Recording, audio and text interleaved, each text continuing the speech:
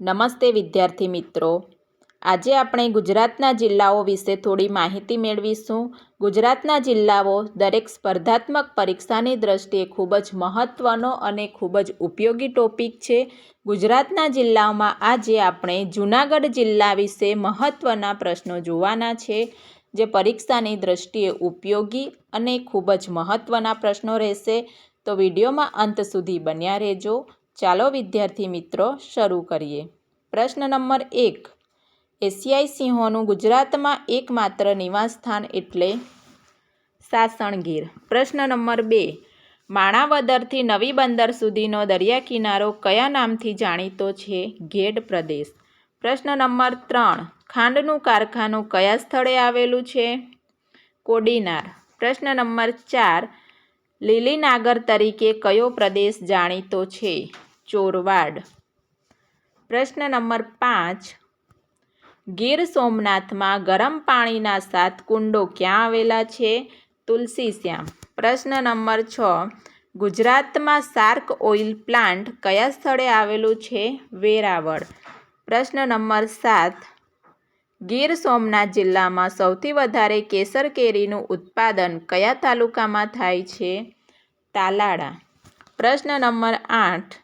ગુજરાતનું સૌથી મોટું મત્સ્ય બંદર ક્યાં આવેલું છે? વેરાવળ. પ્રશ્ન નંબર 9. 12 જ્યોતિર્લિંગમાંનું પ્રથમ જ્યોતિર્લિંગ ક્યાં આવેલું છે? સોમનાથ. પ્રશ્ન નંબર 10.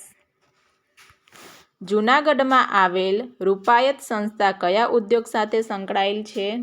હસ્તકલા. પ્રશ્ન નંબર 11. અડીકડીની વાવ, નવઘણ કૂવો, સક્કરબાગ પ્રાણી સંગ્રહાલય, નરસિંહ મહેતાનો ચોરો કયા શહેરમાં આવેલા છે? જૂનાગઢ. પ્રશ્ન નંબર 12.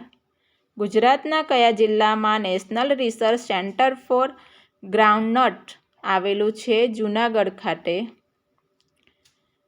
સૌરાષ્ટ્ર સંત આપાગીગાની સમાધિ ક્યાં આવેલી છે? તો સૌરાષ્ટ્રના સંત આપાગીગાની સમાધિ સત્તાધાર, જૂનાગઢ. પ્રશ્ન નંબર 14. નવઘણ કૂવો ક્યાં આવેલો છે? જૂનાગઢ ખાતે. પ્રશ્ન નંબર 5. ગુજરાતમાં શિવરાત્રિનો મેળો કયા સ્થળે ભરાય છે? ભવનાથ. પ્રશ્ન નંબર 16. જૂનાગઢમાં કયા કવિનો ચોરો આવેલો છે? નરસિંહ મહેતા. પ્રશ્ન નંબર 17. દરબાર હોલ મ્યુઝિયમ ક્યાં આવેલું છે? જૂનાગઢ ખાતે. પ્રશ્ન નંબર 18. ગિરનાર પર્વતમાંથી કઈ નદી નીકળે છે? સુવર્ણરેખા નદી. પ્રશ્ન નંબર 19. ગુજરાતમાં સૌથી વધારે કૂવા કયા જિલ્લામાં આવેલા છે? જૂનાગઢ જિલ્લામાં. પ્રશ્ન નંબર 20. ગિરનાર પર્વત કેવા ખડકોનો બનેલો છે? તો ગિરનાર પર્વત બેસાલ્ટના અગ્નિકૃત ખડકોનો બનેલો છે. પ્રશ્ન નંબર 21. સૌરાષ્ટ્રનો કયો જિલ્લો વાડીઓના જિલ્લા તરીકે ઓળખાય છે? તો જૂનાગઢ જિલ્લો. પ્રશ્ન નંબર 22. કયો પર્વત સાધુઓનું પિયર ગણાય છે? તો ગિરનાર. જૂનાગઢનો પર્વત સાધુઓનું પિયર ગણાય છે. પ્રશ્ન નંબર 23. અશોકનો શિલાલેખ ક્યાંથી મળી આવ્યો? ગીરની તળેટી, જૂનાગઢ. પ્રશ્ન નંબર 24. જૂનાગઢમાં આવેલ પ્રાણી સંગ્રહાલયનું નામ શું છે? સક્કરબાગ. પ્રશ્ન નંબર 25. ગિરનાર પર્વતની પહેલી ટોચ પર 21મી સદીનું જૈન દેરાસર કયું છે? નેમિનાથ.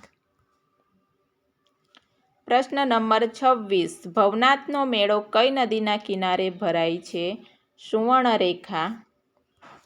પ્રશ્ન નંબર 27. જૂનાગઢને ભારતમાં ભેળવવા માટે આરજી હુકુમતની સ્થાપના કરવામાં આવી હતી. આ આરજી હુકુમતના પ્રધાનમંત્રી કોણ હતા? શ્યામલદાસ ગાંધી. પ્રશ્ન નંબર 28. આરજી હુકુમતના સરસેનાપતિ કોણ હતા? રતુભાઈ અદાણી. પ્રશ્ન નંબર 29. 2013માં જૂનાગઢમાંથી કયો જિલ્લો અલગ પડ્યો હતો?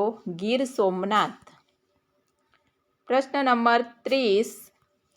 જૂનાગઢ જિલ્લાનો એકમાત્ર એરપોર્ટ ક્યાં આવેલો છે? કેશોદ. પ્રશ્ન નંબર 31. અશોકના શિલાલેખની શોધ કોણે કરી? કર્નલ ટોડ પ્રશ્ન નંબર 32, વાડીઓના જિલ્લા તરીકે કયો જિલ્લો ઓળખાય છે? તો વાડીઓના જિલ્લા તરીકે જૂનાગઢ જિલ્લો ઓળખાય છે. પ્રશ્ન નંબર 33, ફક્ત એક જ મતદાર ધરાવતું ગામ જે જૂનાગઢમાં આવેલું છે તેનું નામ શું છે? તો ફક્ત એક જ મતદાર ધરાવતું ગામ છે બાણેજ. પ્રશ્ન નંબર 34, નીચેનામાંથી કયો જિલ્લો જૂનાગઢને સ્પર્શતો નથી? દ્વારકા. પ્રશ્ન નંબર 35, સાધુઓના પિયર તરીકે કયું શહેર ઓળખાય છે? જૂનાગઢ.